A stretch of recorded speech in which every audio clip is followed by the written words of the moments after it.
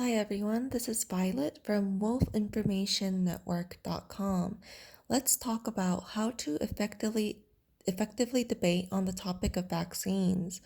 So because this is such a complicated issue with so many layers to it, there's a lot of logic and a lot of good strategic debate that gets lost. Um, because we want to present so much information at once. So let's take it one step at a time and really think about how to get the point across clear and how to get some deeper meaning out of, you know, this very controversial issue. And hopefully we can really reach a good meeting point with our opponent in debate. So, the first step in engaging in any good debate is to get good clarification on what your opponent is arguing for. So, it's not about presenting my opinions first, it's the first step to really understand what subjective interpretation of vaccines that the person is thinking about when they are making an argument for them, because vaccines actually come to represent a lot of different things or concepts to people, and it just keeps getting thrown around. So let's gain clarification on that. One, ask your opponent, what are vaccines to them? That seems like such a simple question, but actually it comes to represent a lot of different things. And I've come to something I like to call the three foundations of the vaccine belief system. And generally, people think of one or more of these three things when they say they believe in vaccines or they defend vaccines. So let's go over them. One, vaccines are becoming an icon or being used as an icon for medical authority. Two, vaccines are a constant set of shots, an absolute unchanging set of shots that everyone gets. Three, vaccines as the theory of vaccination, of mimicking natural immunity. So let's go over those three common arguments or common interpretations of vaccines and how to make a counter argument for them so that the other person can really see what you're talking about, really understand what you're talking about.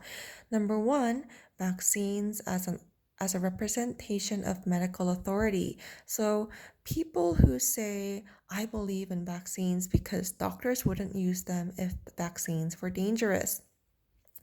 Therefore, doctors can't be wrong, or I believe in vaccines.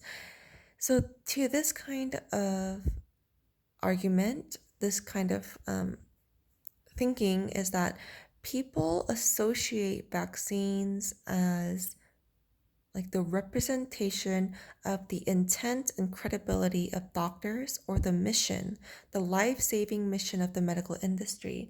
So because doctors have to be right, or not like have to be, but they believe in the good intent of doctors and they believe in the credibility of doctors and the mission of the life-saving industry, therefore, vaccines cannot be defective or faulty products. But that's not really a connection that needs to be made. Doctors are doctors and the medical industry is the medical industry, but vaccines are just a category of consumer products licensed as vaccines. So they don't represent doctors or the medical industry any more than any other product like antidepressants or birth control or whatever represents doctors or the medical industry. So only the company producing vaccine products, the pharmaceutical companies, are responsible for the safety and efficacy of vaccine products, just like they are responsible for their other products, like Vioxx, for an example. So vaccines can't hide behind this shield of using doctors in the medical industry as their basically the shield against inquiry or examination. Each individual vaccine product needs to be examined on its own integrity because Each vaccine product is a completely different product from another one. They are produced by different companies, they have different ingredients, they have different safety testing or research or patents. Each product is different. So, is each product living up to its promised performance? We can't say, don't question vaccines because then you would be questioning doctors or the medical industry. That's not where you want to put any consumer, that's not a position where you want to put any consumer product in, because consumer safety needs to be put first, prioritized. And it's not against doctors or the medical industry to question a consumer product to protect consumer safety. So the point is to make that disconnect very clear there, that vaccines don't represent doctors or the medical industry. Vaccines are a category of consumer products licensed as vaccines that need to be examined on their individual integrity. And only the pharmaceutical company producing each vaccine product is responsible for it. Number two of the vaccine belief system is that vaccines get referred to as though they are some absolute, constant, unchanging set of shots. So it's like you got these shots and you're vaccinated. If you didn't, you're not vaccinated.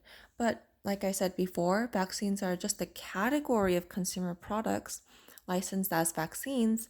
So there's constantly new vaccine products entering the market.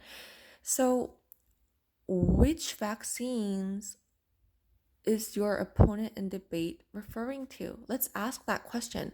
Which vaccines produced by which company do they feel strongly about? Which vaccine are they defending? Because you can't make a blanket statement saying all antidepressants are safe, therefore all the antidepressants work now and in the future. Every single antidepressant will work that will enter the market. That kind of blanket statement doesn't apply to any product, and it should not apply to vaccines either. So vaccines have changed over time, like their manufacturing methods changed, their ingredients changed, the different companies use them. So one vaccine product cannot take credit for another vaccine product's performance. And we can't just assume that all these vaccines will be grandfathered in under previous vaccines and then they are all deemed safe and effective. So ask, which vaccines are you saying are safe and effective? Which vaccines do you feel so strongly about? Because vaccines are a variety of constantly changing products. So that's the second part of the vaccine belief system. Number three is that vaccines when somebody says, I believe in vaccines, they tend to refer to the theory of vaccination. So the theory of vaccination, meaning they intend to mimic natural immunity. So the theory is good, it's well intended, and it can appear to be flawless on paper. But what is important is that we have to examine if the physical consumer products are living up to its promised performance. So the theory is one thing, but the theory is not the qualifier for a product to be safe or effective. A product has to be manufactured with high safety standards, high testing standards. The necessity, how is necessity measured? Just because the product is there, should we have to use it? How is safety and efficacy measured? How is it being produced? What are the ingredients?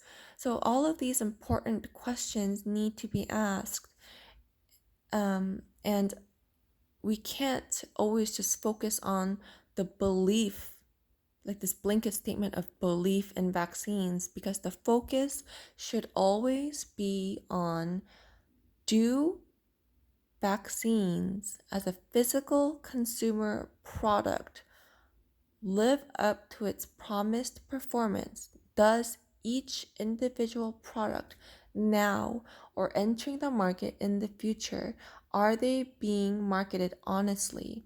Are they safe and effective? How is safety and efficacy measured? And if the person who is in debate with you hasn't examined the physical product called vaccine or whichever vaccine that they want to argue for, how, if they haven't looked at the physical product, how are they making an argument for them?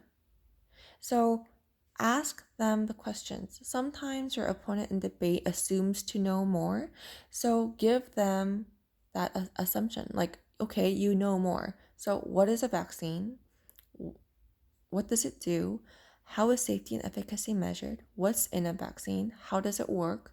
How is it being produced? Who produces them? Which vaccine do you feel strongly about? And usually it's not the examination of the product, but that's where the focus should always be, rather than focusing on vaccines as a belief system. That's all for today. I hope you can find more information on my website, wolfinformationnetwork.com, and let's hope to change the nature of debate to a logical and effective debate that focuses on the integrity of each product entering the market, and let's prioritize consumer safety. Thank you.